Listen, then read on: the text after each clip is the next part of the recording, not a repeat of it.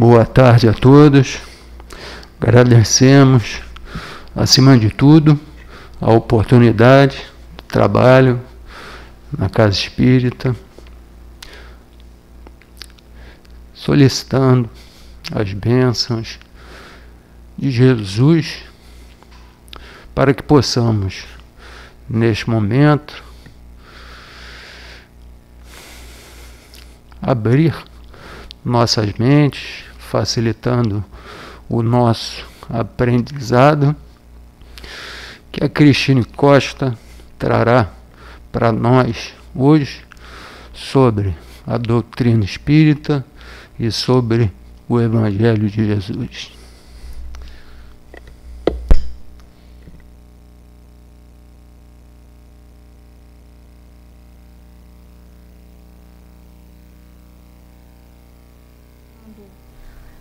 Uma parte do livro do Céu e Inferno que fala da intuição das penas futuras. Eu vou só fazer um breve comentário a respeito dessa obra do livro Céu e Inferno, que é uma das obras da doutrina espírita que nós chamamos das obras básicas, que são cinco obras que Kardec deixou para nós com todo o pensamento e a estrutura, a base de toda a doutrina espírita. Na folha de rosto do Céu e Inferno, Kardec colocou assim: o Céu e Inferno, ou a justiça divina segundo o Espiritismo. Exame comparado das doutrinas sobre a passagem da vida corporal à vida espiritual, sobre as penalidades e recompensas futuras, sobre os anjos e demônios, sobre as penas, etc. Seguido de numerosos exemplos acerca da situação real da alma durante e depois da morte. Então esse livro especificamente, né, O Céu e o Inferno, é uma obra que trata, ele é dividido em duas partes. A primeira parte é toda a fundamentação filosófica, toda a ideia que serve de base para essa questão aqui que Kardec coloca da justiça, ou seja, dentro da nossa vida, como é que essa justiça divina vai sendo alinhavada, ela vai sendo conduzida. E especificamente essa obra trata da questão da morte, ou seja, desse momento da passagem, do fim, do término de uma existência corporal, para quando nós, depois desse momento, entramos na etapa da vida espiritual, que nós chamamos, ou da vida dos desencarnados. Então é uma obra que trata não só de todas as ideias que a humanidade já cultivou a respeito desse evento. Então, desde aqueles momentos em que nós homens acreditamos que a morte terminava tudo, ou seja, após a morte a vida se extinguia e não acontecia nada além disso, até todas as teorias sobre o que acontecia depois que a gente morria, né, e que a gente morre, e particularmente como que a doutrina espírita desenvolve esse pensamento, organiza essas ideias a respeito do pós-morte. Então essa é a primeira parte do livro Céu e Inferno. Na sua segunda parte, Kardec foi coletando depoimentos, histórias que os próprios desencarnados, os espíritos já do outro lado da vida, que voltaram para nos relatar na mesa mediúnica, através do trabalho dos médiuns, sobre não só o momento da passagem. Kardec pergunta a muitos espíritos como foi o momento da morte, se foi doloroso, se foi, o que foi de difícil, o que foi de fácil, como é esse momento. Ele tem muito essa pergunta, ele repete essa pergunta para muitos espíritos. Não só o momento, mas o que aconteceu com essas almas depois da morte. Então nós vemos desde depoimentos muito sofridos, de espíritos que do outro lado passaram por momentos muito difíceis de sofrimento, a dor continuou, o sofrimento continuou, até histórias, né, relatos igualmente interessantes de espíritos que acabaram de desencarnar, de se desligar do corpo e presenciaram o próprio funeral, ou seja, estavam já completamente desligados, lúcidos e puderam acompanhar até o funeral do próprio corpo. Então nós vemos aqui, Kardec vai nos mostrando ao longo desses muitos exemplos, que as histórias sempre marcam muito mais para nós, a diferença que existe de como a gente lida, de como que nós administramos essa, não só a passagem, mas a vida após a morte, dependendo do grau de consciência, de entendimento que cada um de nós tem a respeito disso, mas também de todo o tempo que nós dedicamos, enquanto aqui estamos encarnados, a pensar sobre essas questões. Existem relatos de espíritos que nunca naquela vida que estava se encerrando pararam um minuto sequer para pensar o que seria, o que aconteceria depois que eles morressem. Então eles estão surpreendidos com tudo aquilo que está acontecendo e se desdobrando com eles depois da morte. Então é um livro com experiências e relatos muito interessantes. Quem se interessar em adquirir ou se debruçar sobre essa leitura, certamente vai ganhar muito em entendimento a respeito dessa questão. E especificamente, hoje nós estamos comentando o capítulo 4, que Kardec fala de céu, de purgatório, de inferno, porque são todas as ideias que nós seres humanos construímos a respeito dessa realidade depois da vida material.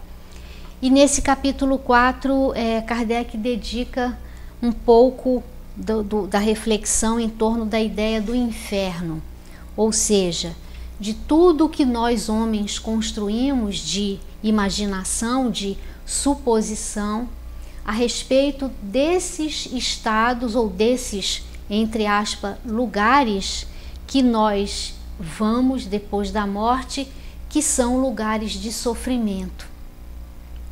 Então, hoje nós comentamos os itens 1 e 2 do capítulo 4, que fala da intuição das penas futuras. Então, Kardec está aqui analisando as ideias que nós já trazemos hoje, encarnados, de possíveis sofrimentos depois da morte. Esse é o resumo aqui desses dois itens. Então, intuição, né? Ideias que nós já temos pré-existentes. É como se nós tivéssemos um pressentimento dessas penas futuras. E aí, da onde elas vêm? Da onde que nós já trazemos essas impressões? Tirando aí os filmes, a literatura que nós temos acesso, que às vezes relatam sobre essas questões, muitas vezes de uma forma bastante fantasiosa, mas da onde isso vem? Que é a intuição das penas futuras. Lá no Livro dos Espíritos, na sua 4ª parte, onde Kardec trata desse assunto também, ele na pergunta 958 e 959, especificamente agora 959, que é a que nós vamos ler, Kardec pergunta assim: de onde nasce para o homem o sentimento instintivo da vida futura, ou seja, da vida que continua após a morte? E os espíritos respondem: já temos dito, antes de encarnar, o espírito conhecia todas essas coisas, e a alma conserva vaga lembrança do que sabe e do que viu no estado espiritual. O que isso quer dizer? Que nós temos alguma noção, às vezes muito profundamente, em algum lugar de nós sabemos que depois da morte nós podemos vivenciar estados de paz, de harmonia e de felicidade ou de sofrimento.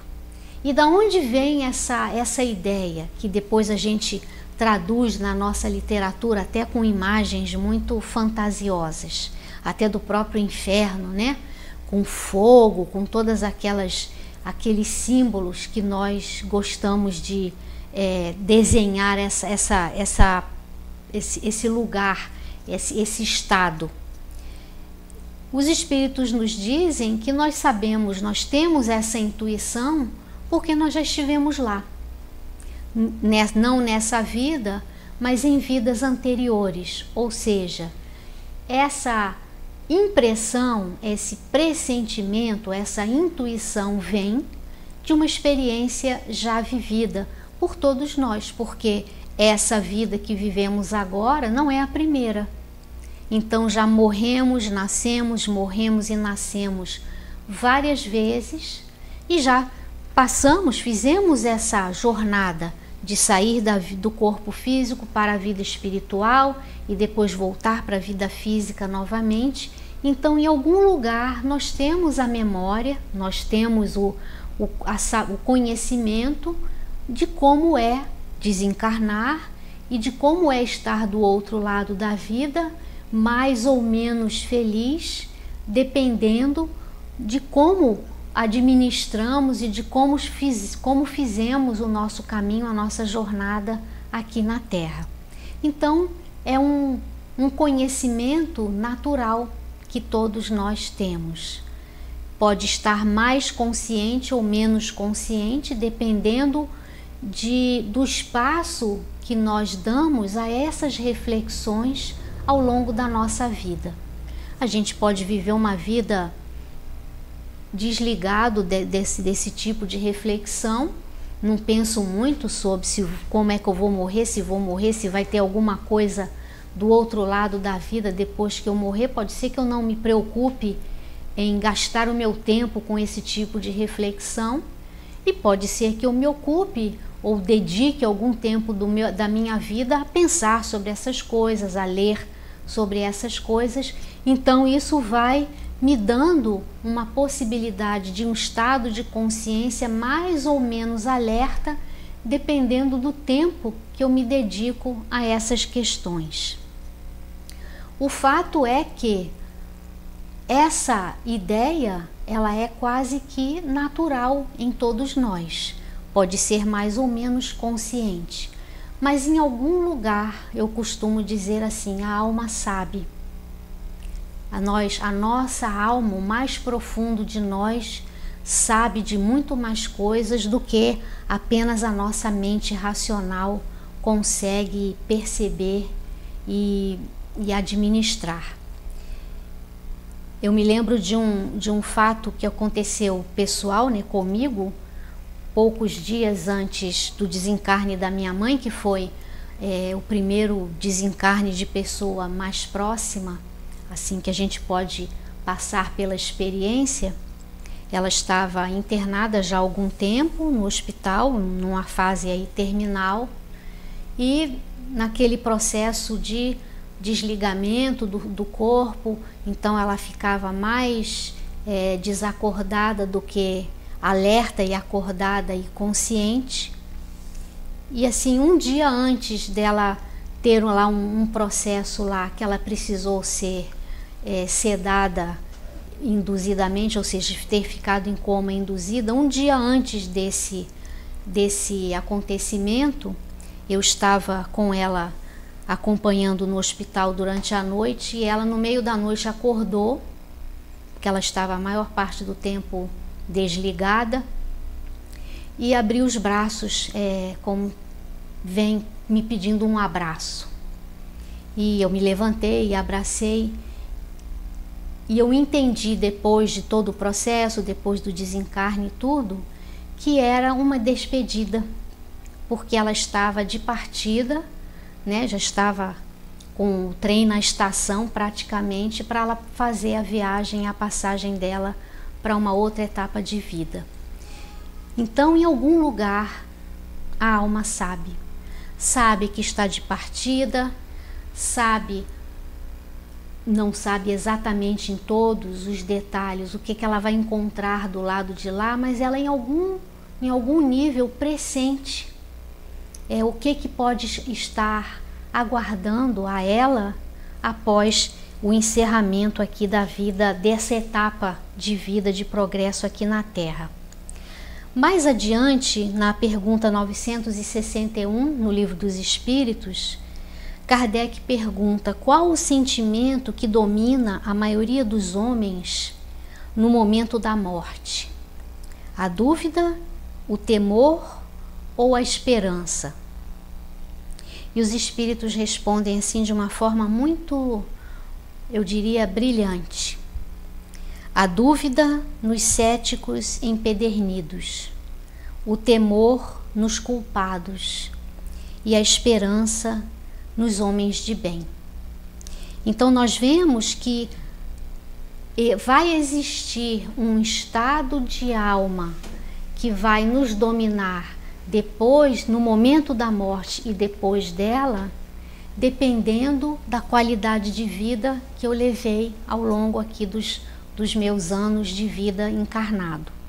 Então, se eu sou um cético empedernido, ou seja, firme na minha convicção de que não existe nada depois da morte, morreu o corpo, acabou tudo.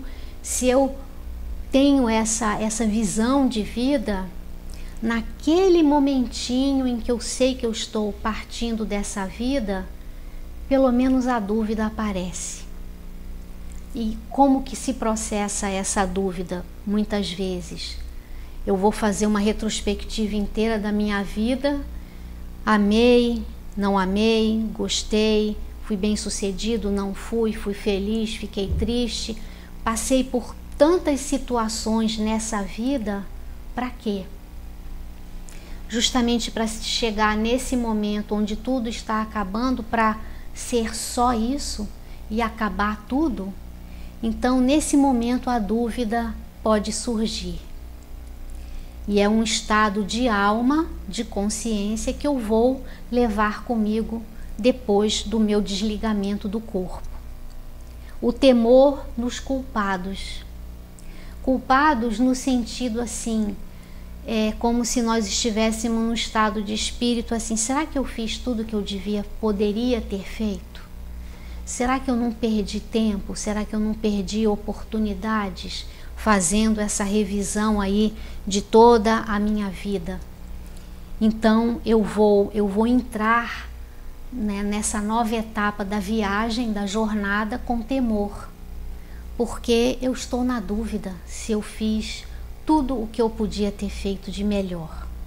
E a terceira categoria é a esperança, que é um estado de alma extremamente positivo, mas esse estado de alma é franqueado, é possibilitado aos homens de bem, aqueles que dedicaram a maior parte do seu tempo, não vamos dizer aqui todo o seu tempo, porque somos todos espíritos de evolução mediana, mas o que de melhor fizemos 100% com o nosso coração, com a nossa vontade, com a nossa intenção.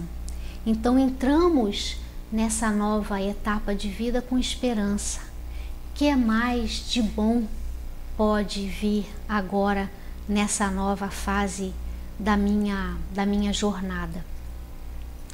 Eu me lembro de um documentário que eu assisti há algum tempo atrás, do Herbert Viana, do Paralamas do Sucesso, né, desse grupo musical.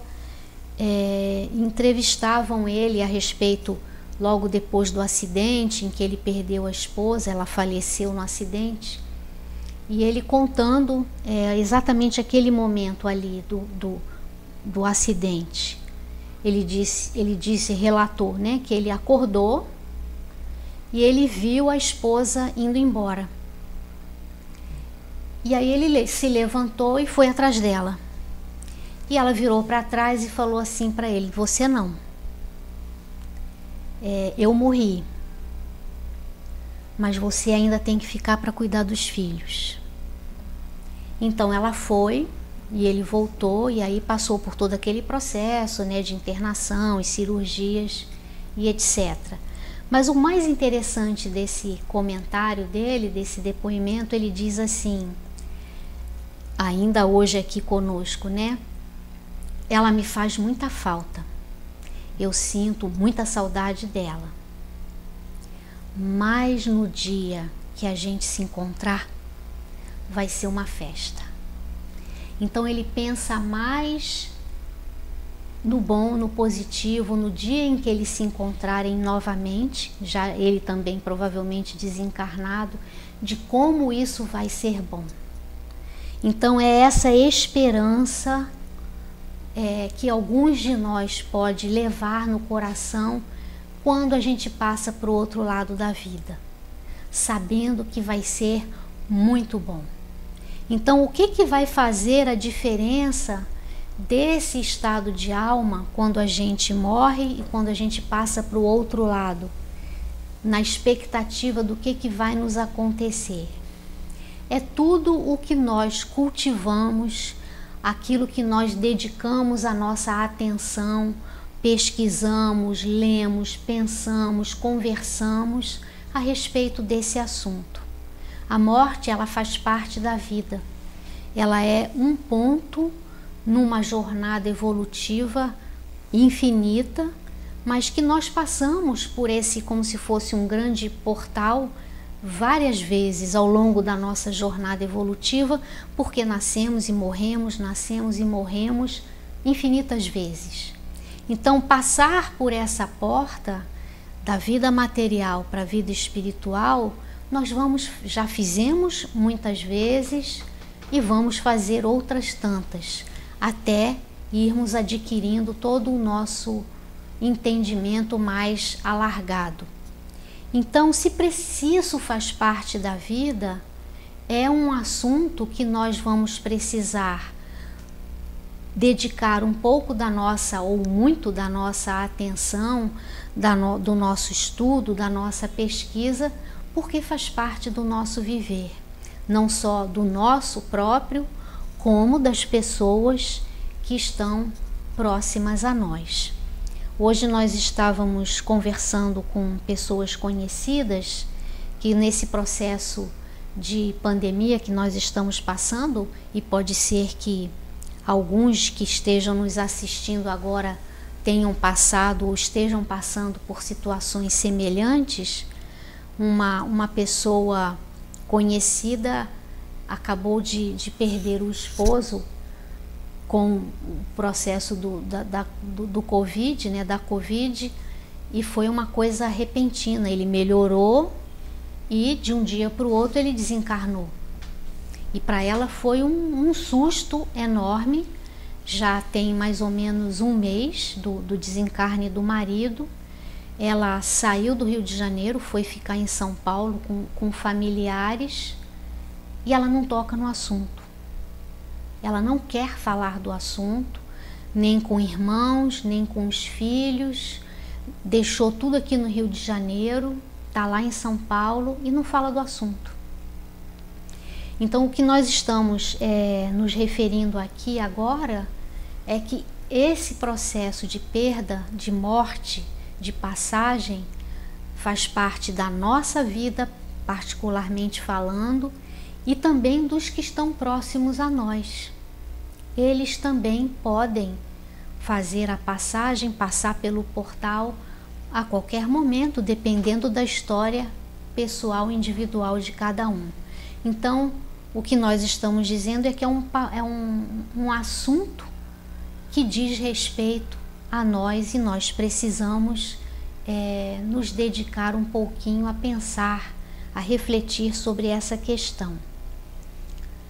Na pergunta 964, no Livro dos Espíritos, pergunta: será necessário que Deus atente em cada um dos nossos atos para nos recompensar ou punir? esses atos não são, na sua maioria, insignificantes para Deus? Ou seja, será que Deus fica anotando lá em algum caderninho tudo o que eu faço ou deixo de fazer nessa vida para depois reservar para mim ou uma recompensa ou uma punição depois da morte? E aí os espíritos dizem assim: Deus tem as suas leis a regerem todas as vossas ações. Se nós violamos essas leis, é uma escolha nossa. E cada escolha tem consequência, seja ela positiva ou negativa.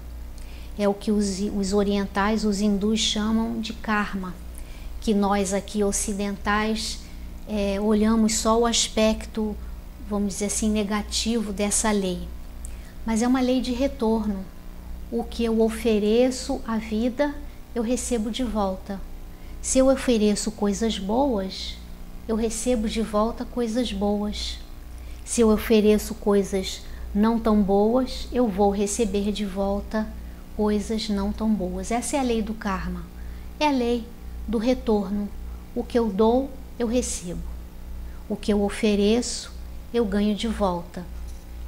Então, nós não precisamos de que ninguém fique vigiando o que a gente faz ou deixa de fazer para termos recompensas ou punições depois da morte. A nossa própria vida, a nossa própria maneira de agir e de nos conduzir, as escolhas que fazemos, têm consequências. E elas, dentro de uma lei natural da vida, o que vai, volta. É uma lei universal, é uma lei da vida. Então, o que vai acontecer comigo depois da morte, da minha passagem, está diretamente ligado, correlacionado ao que eu ofereci de mim ao longo da vida. Então, o que fica para nós de reflexão a respeito desse aspecto que nós estamos comentando? Procure que a gente aprenda a procurar oferecer à vida aquilo que existe de melhor em nós. Porque quando nós fazemos isso, nós certamente vamos colher de volta aquilo tudo de bom que nós oferecemos à vida.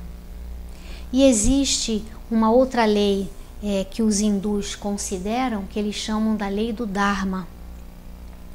O Dharma para os orientais, para os hindus, é o reto agir, ou seja, é a escolha consciente que eu faço de fazer coisas boas, positivas. Eu escolho, é um uso do meu livre-arbítrio de fazer espontaneamente coisas boas. Não são circunstâncias, é uma intenção, é um foco nessa questão. E isso eles dizem que quando eu estou no meu Dharma, quando eu estou fazendo objetivamente, voluntariamente coisas positivas, eu estou plantando karmas positivos para mim no futuro. Então, tudo o que nós fazemos está interligado, está de alguma forma entrelaçado.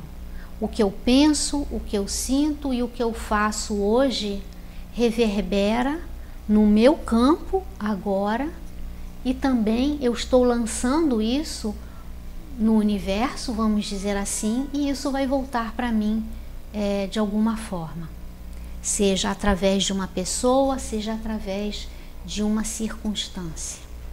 Quantas vezes nós recebemos benefícios na vida, uma pessoa nos auxilia, um desconhecido na rua nos oferece ajuda e a gente não sabe nem de onde que aquela criatura apareceu.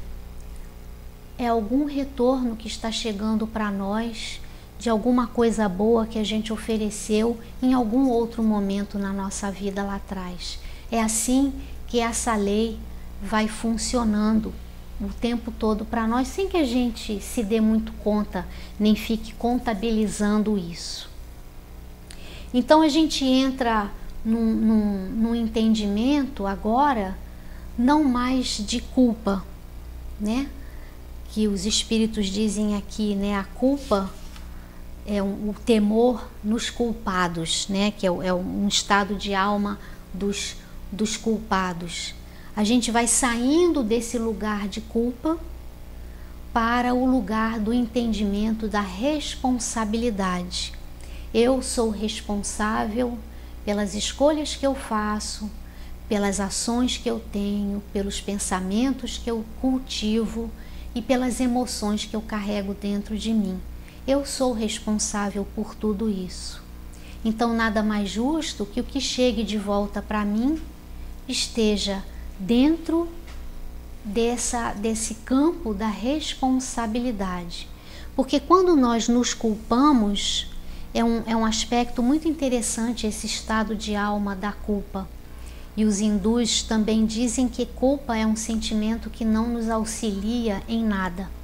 Ela é algo com que a gente despende a nossa energia absurdamente, porque ela não produz coisas positivas dentro de nós. Quando eu me sinto culpado, eu estou irreparavelmente condenado. Não existe perdão quando eu me sinto culpado. Quando eu me sinto responsável até pelas consequências não muito boas do que eu fiz, eu me dou a chance de refazer e fazer melhor, para que eu me veja numa posição mais positiva diante de uma mesma atitude. Isso é mais, vamos dizer assim, condizente com a lei de um pai que é infinitamente amoroso e bom.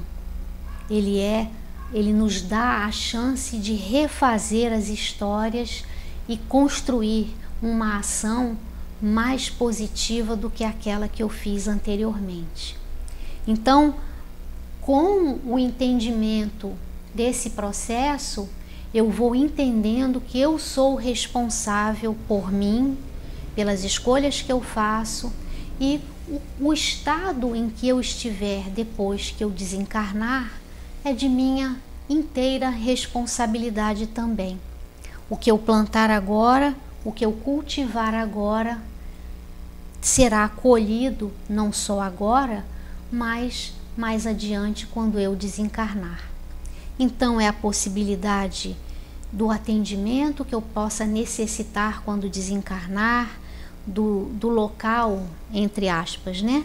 Ou dos ambientes onde eu puder estar, as companhias com quem eu estarei, estão diretamente relacionadas às escolhas que eu faço agora na vida. Não é amanhã, não é depois, mas é hoje, nesse instante. Então é um grande convite para todos nós buscarmos desenvolver e oferecer à vida aquilo que existe de melhor em nós.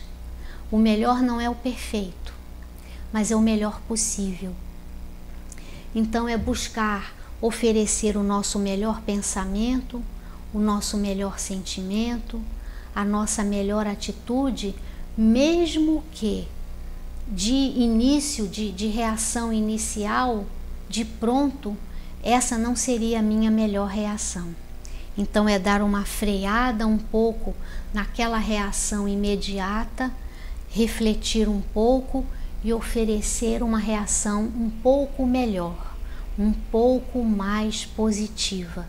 Isso é lançar boas sementes nesse terreno e a gente vai necessariamente colher o resultado, os frutos dessa boa semente que eu lanço agora, um pouquinho mais adiante. Então é essa a lição das penas futuras, né? Do que nos reserva de sofrimento, entre aspas, depois da vida.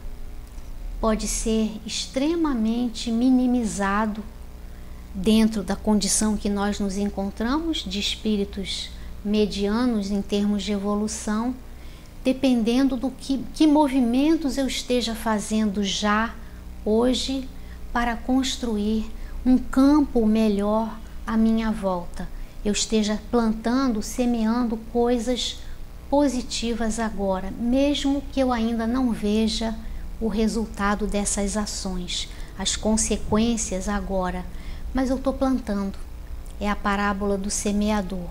O semeador saiu a semear e ele semeou em todos os terrenos, de pedra, seco, um lugar perto na beira da estrada, ele semeou. E o resultado foi vindo à medida da sua ação. Esse é o convite que é feito para nós diariamente. E a gente pede aos bons espíritos que nos ajudem, nos auxiliem nesse momento, nessa semeadura que todos estamos fazendo de boas coisas, porque os frutos disso certamente chegarão para nós, pode não ser imediatamente, mas em algum momento, logo ali adiante do caminho, nós já vamos poder perceber o resultado dessas escolhas. Que Jesus nos abençoe.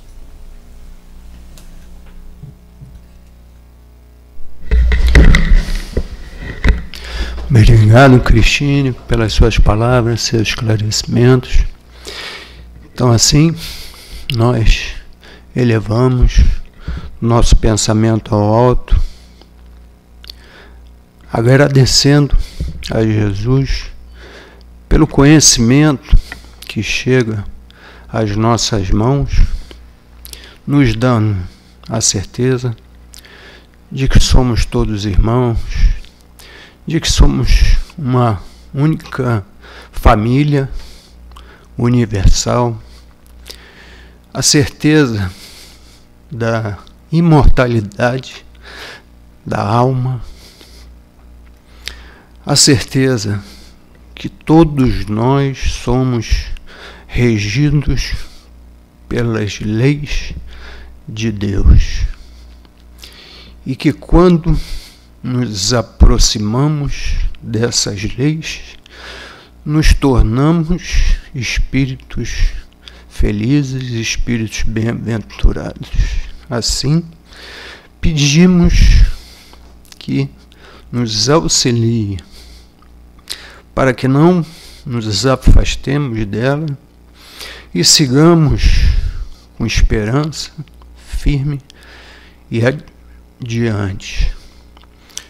Agradecemos aos benfeitores espirituais da casa, agradecemos a Kardec, agradecemos a Ti, Senhor, e acima de tudo a Deus, nosso Pai.